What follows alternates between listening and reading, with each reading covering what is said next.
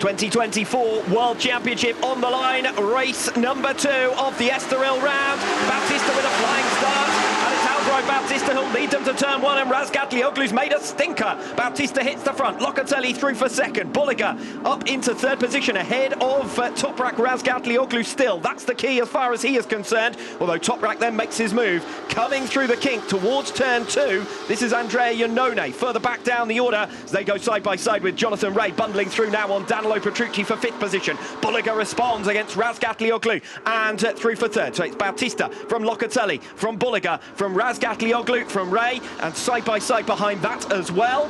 We know that Danilo Petrucci is up ahead, but that is a move on Alex Lowe's from Xavi Vieque, I think, for 7th position, as Jonathan Rea now attacks Toprak Razgatlioglu, and Toprak moves across the block. Yeah, 10th to 5th for Jonathan Rea here on the opening lap, so really good stuff. He's just through on Toprak as well for 4th. Brilliant opportunistic move there from Jonathan Rea, keeping the tighter line. They now drop down the hill towards turn 7. It's Jonathan Rea up in 4th position ahead of Toprak Razgatlioglu. Bautista with a real opportunity here. It's pretty rare in WorldSBK these days that you see him head the field on lap number 1. Yeah, and for Bautista, opening laps have been the big struggle all the way through this season. Look at how they've all compressed together through the chicane.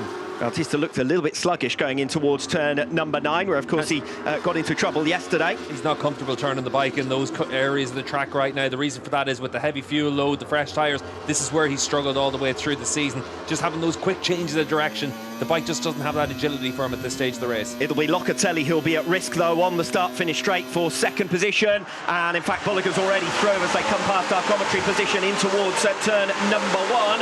Razgatlioglu trying to get back on terms with Jonathan Rea. Locatelli, last of the late breakers, as he has been all weekend long, but even he is going to find it tough to hold on to that 2nd place. He's done so for the moment. Good work from Andrea Locatelli, deep braking into turn 1. He's so good on the brake point. You see Xavi Vieque down the inside of Danilo Petrucci. And Petrucci then barges him back out of the way, and that's opened the door to Iker Lecuona to come through and challenge the pair of them. He's on the outside now of Danilo Petrucci. This is the race for 6th position. The Hondas once again giving a good account of themselves, but the top 5 are breaking away. And Toprak Razgatlioglu is starting to feel his way back into the race now. Big wobble there as he made his way through. But Jonathan Rea still defending that 4th place.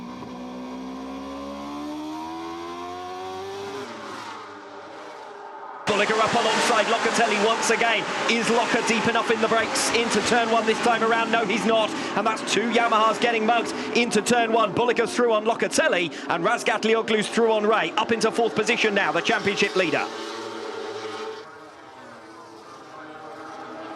Bautista versus Bulliger at the head of the field. Here goes Razgatlioglu on Locatelli. Bulliger not close enough to challenge Bautista into turn 1. Locatelli working as hard as he can into that 1st bend, but Toprak is through nonetheless and back onto the tail of the Aruba IT Ducatis ahead of him. As they make their way in towards turn 6 on lap 5. Toprak not quite close enough this time, unless Bulliger makes an error. But he is absolutely nose to tail with Bulliger ahead of him now. 2 fights in 1 because there's a race for 4th position. Locatelli, Rea and Lecuona as well. Dropping down the hill into turn 7. Razgatlioglu makes his move on Bulliger and is through for 2nd place. Toprak's got a bike though that in these shorter corners really is able to turn well. Bulliger Bulliger's will attacking back. Straight back, but he can't get there. Razgatlioglu is through. Bautista now may well hold back Razgatlioglu, but will it be for long enough for Bulliger to respond? It's really important for Razgatlioglu to get the bike to work well in that last corner. That's where he struggled in the Superpole race compared to Bulliger, beaten on the run to the line. His bike is changing direction very well in the slower corners, not so much once you're on the angle like this all the way around. He just seems to get pushed wide a little bit through this section, but in the middle of the lap, Toprak is very strong. Lecuona through on Rea, you can see that at the background of the shot. Bulliger attacking back on Razgatlioglu, who we know will be deep on the brakes in towards turn 1 and is able to hold station. So change of position for 5th, Lecuona through there, and now he's after Andrea Locatelli for 4th position. Razgatlioglu almost alongside Bautista as they made their way through turn 5. No real overtaking opportunity there, but he has set himself up for an attack into turn 6. Bautista holds the position for the moment, but he goes deep, and Razgatlioglu has the tighter line, and Toprak Razgatlioglu leads race 2 here in Estoril. How quickly can Bautista answer back? Well, not into turn 7, that's for sure. Razgatlioglu made his pass on Bulliger through there. He's now up ahead of Bautista as well. He's picked off both of the Aruba.IT Ducatis opportunities to lead on lap 7. Yeah, that move was set up very early from turn 4 for Toprak and able to get himself into position to attack into 6. Bautista runs in a little bit hot. Toprak can take advantage of it. This is not how Ducati envisaged this race going. They got their riders, both of them, up ahead of Toprak Razgatlioglu, and I wonder whether Ducati have already missed the boat here. Was there an opportunity right at the start when Razgatlioglu was in 4th and it was Bautista leading Bulliger to allow Bulliger to go away and force Razgatlioglu to try and pass the bikes? This is the best opportunity Bulliger has had. Into turn 7 on lap 9. He finally gets clear of Alvaro Bautista. So Nicolo Bulliger up into 2nd place. And where is Andrea Locatelli? Looks like Iker Lecuona has come through for 4th position, and Jonathan Rea up ahead as well, and there it is confirmed on your screen. Andrea Locatelli is out of race 2 in Estoril. Second sector there. Bulliger with a massive moment, and he was pushing as hard as he could to hunt down the 1.4 second gap to Toprak Razgatlioglu. We're shortly going to... Oh, it's Iker Lecuona from 4th position. He was gaining ground on the podium sitters. Alvaro Bautista in 3rd position, and we were questioning whether Bautista might be vulnerable. Instead, it's Lecuona who crashes out of race 2. Real disappointment after an otherwise excellent weekend that's seen Honda back on the podium.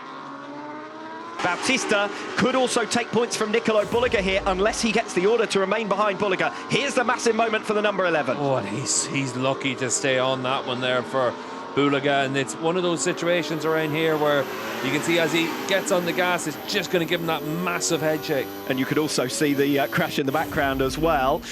Bulliger and Bautista now well and truly clear. 2 seconds the margin to Jonathan Rea, who's now behind them in 4th. This is your fight for 2nd position then. They're 2nd and 3rd in the championship. In fact, the top 3 in this race are in the order they're in the championship standings as well. Razgatlioglu, your series leader, would stretch that margin to 46 points if things stay as they are at present. Nicolo Bulliger further opening that gap to Alvaro Bautista, who would confirm 3rd position in the World Championship standings. Yeah, and for Bautista, he's now just maintaining that gap of around about 3/10 of a second to his teammate Bulliger. So Iannone at last has got that job done. Van der Mark relegated down to 6th. He's in hot though, Iannone. And Van der Mark will cut back and straight back in front once again.